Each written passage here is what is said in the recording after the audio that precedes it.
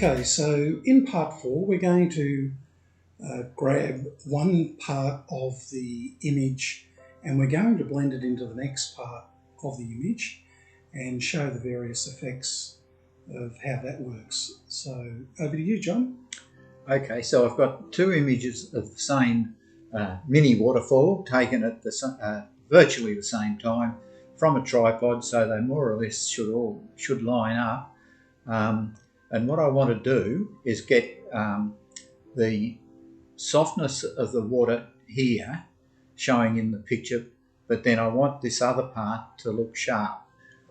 So this is the other image, and you can see that the water there now looks a bit scruffy, but this other water, the bubbles part, is sharp. So what we need to do is go to File, just as if you were doing a stack in Script. We go to Script, load files into a stack, and it should come up with an option. Oh, hasn't it? Oh, sorry, I need to go over here. Yep, so we might just move that. So I just grab that by the top. Yep, and drag it over to the screen. Yep.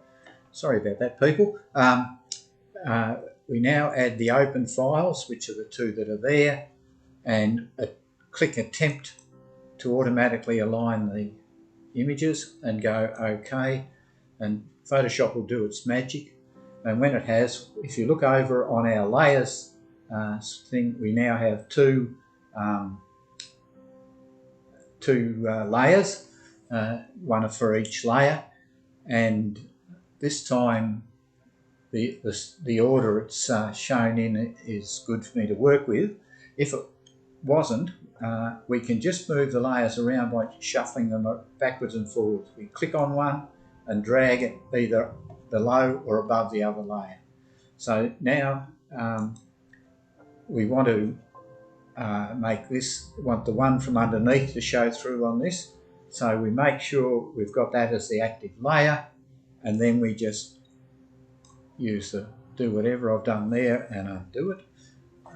Select the put a mask on it, which is what we're supposed to be doing after all. Select our brush tool, and we want a black brush, and now we should be able to just go down there, and it will. So black subtracts. Yeah, so that black white hides and white shows. So if we had that white and we're out here, nothing would change, okay? Because it wants to show something, there's nothing to show.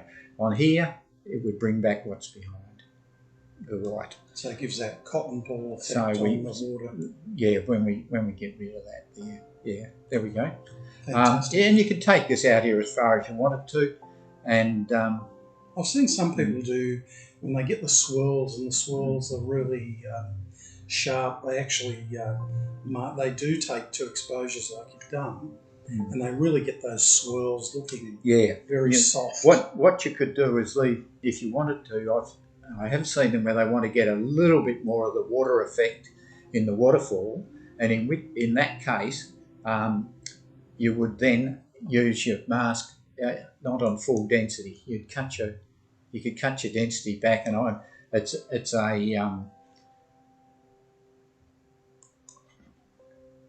this will. So really you've still got it soft, but I've. So you're just doing it to taste. Yeah, you just do it to what you like. Yeah. Okay. And you can see on the on your mask over here, if you click on there, that once again it's not all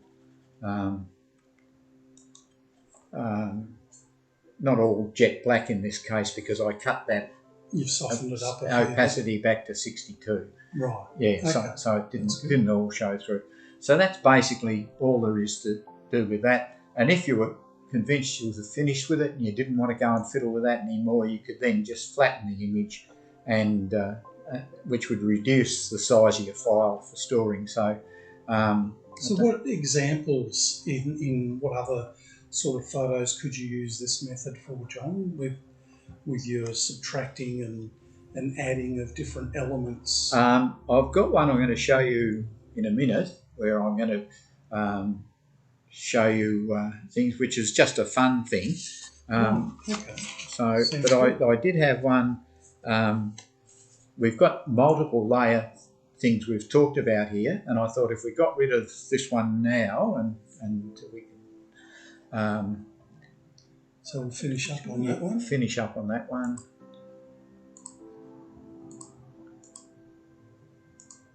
And we could just do one that we use multiple techniques on. So if we bring up the coast scene, so with this one here, there's another feature you can use. I'll make another layer, and if you remember, that's Control J. Now, the other thing we've got in layers are blend modes, and if you look just above it, you'll see normal, and that's just what it says it is, normal. It's as it is. If you click on the little arrow, you'll see you've got various things that can happen when you go up and down on those modes. You need the top layer to be active. So if you hit multiply, you've now got the scene quite dark, and the sky's starting to look a bit better by being darker, but the rest of it looks a bit dark and, well, yuck, basically. Gloomy. Yeah. So the sky's probably a bit too dark. So the other thing you've got in that multiply thing, you've got the opacity of that thing. So you can cut that opacity back a bit, okay? And so that you still keep that sky being having a bit more in it. If you turn it off, you'll see that's what it was before. Now we've got a darker sky, but we've got this looking a bit so-so. So what we want to do is mask that top layer out. So you would just go there, make sure you've got a black brush, which we have, go up in size a bit, and you could just whop all this out and bring it back to what it was. Okay, so that's yeah, the foreground, the bit below the wave probably doesn't look too bad, as dark as that. I might take that right up to the density of that up there and get rid of that totally at this stage, that bit there, because I was still on 60-something% from talking about the waterfall. So we've done that there.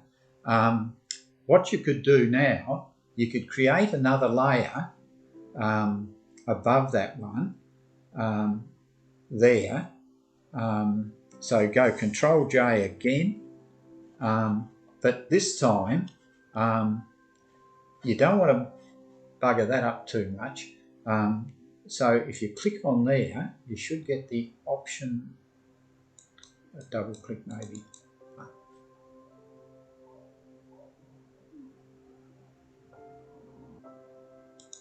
I suppose that's what it does. No, okay. I've changed your screen for you, Greg. I'm sorry about that. That's all right. You can go edit up the top and go undo up on the top. I can probably just go Control Z, probably does it, does it? Yeah. No? Or cancel. Just cancel down there. Yeah, okay. So we should be able to click on there. I'm not being able to get the inverse of it. Never mind, we'll do it the other way. Let me invert it.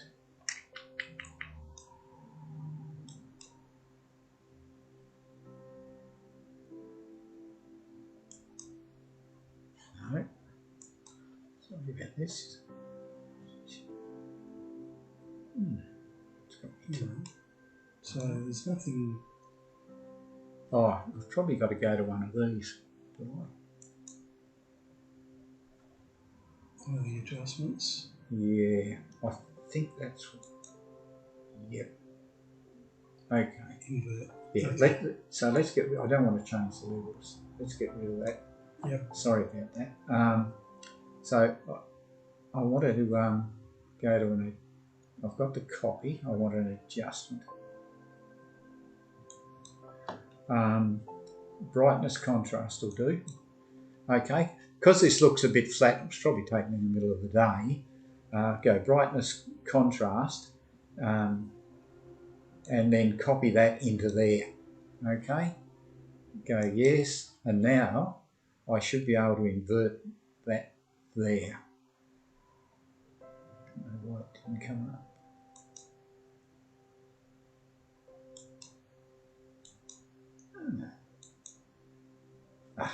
Invert. Yeah, we've got it. There we are. Okay. So we need it to be in that. Now, what effectively happens now that this adjustment layer is only going to work on this middle bit. So we can now brighten that middle bit up and perhaps just lift the contrast a bit. But mainly it's brightness. And so now what we've done, we've sort of balanced the brightness across it, more or less. And so that's just to lift it out a bit. Yeah, yeah. Now, one of the other things we've talked about before down here was this thing here. So I'll show you what you could do with that. It won't do anything on this particular picture, but if we go layer and flatten this image, and then open another one at the same time here. Where do I find them, Greg? Oh, that's right. I'll do it this way. File, open, and we'll open that one. Yep.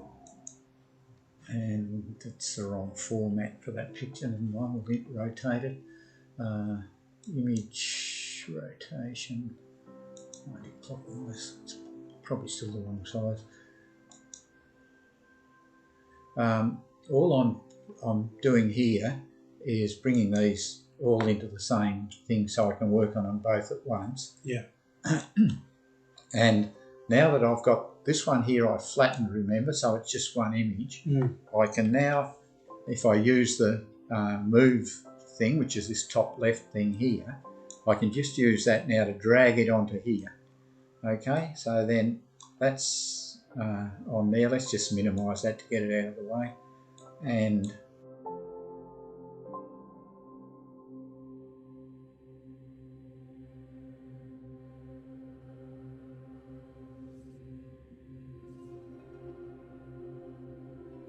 that white thing wasn't big. This is not related to the lesson, but we really need to have more white behind it. We can increase that by just going to image, canvas size, and it needs to be, I don't know, say 6. If this was a full size thing, probably about 1620 or something like that. And I hope that's right. Yeah, it will be. Except we need to change the colour. Oh, we changed it on the other side. Image, canvas size, and we've got the background as white now, and make that we'll make it 1700 just to make nice round figures. And because we've got all the things around there, it'll get just no, you'll have to put a 00 in there, John. Oh yeah, no, sorry, it didn't add it. 1700, and then go OK, and then we've still on the top one, just move it over a bit. Now when you're putting something on onto another one and you want to centre it, if you go Control and select that, so you've got both layers selected, at the top of your screen you'll suddenly see appear a set of symbols. You've got that one there which sends it. Let's put it off centre.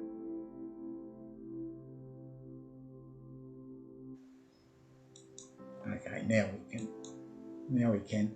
Let's just move that off centre, and you'll see what happens with it. So to get it dead in the middle, if you click on that thing at the top, it'll centre it. So centre justifying on the screen there. Yeah. And so and then that one will do the same thing top to bottom, okay? Right.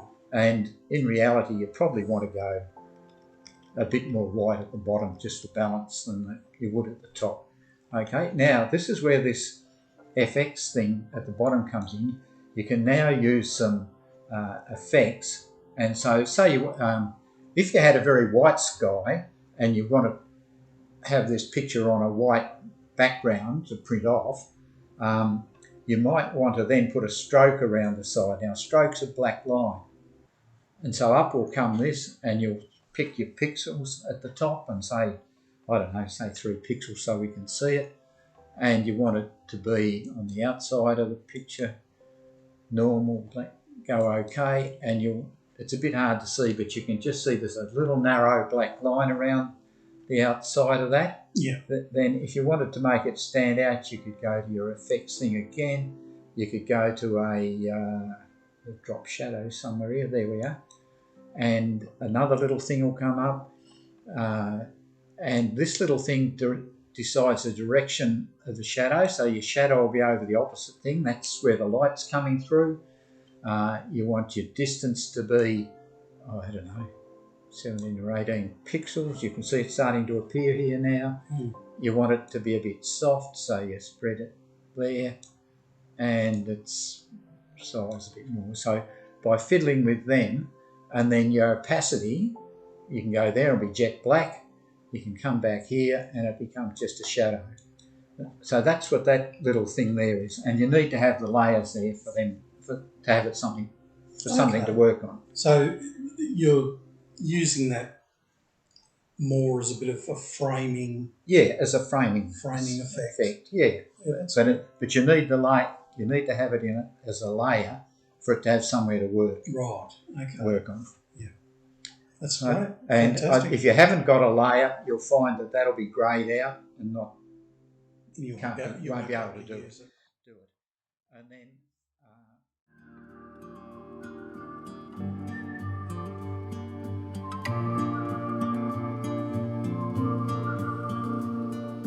Wasting this time that I borrowed, running too fast for the sun, and my eyes, they still burn for tomorrow. Ooh.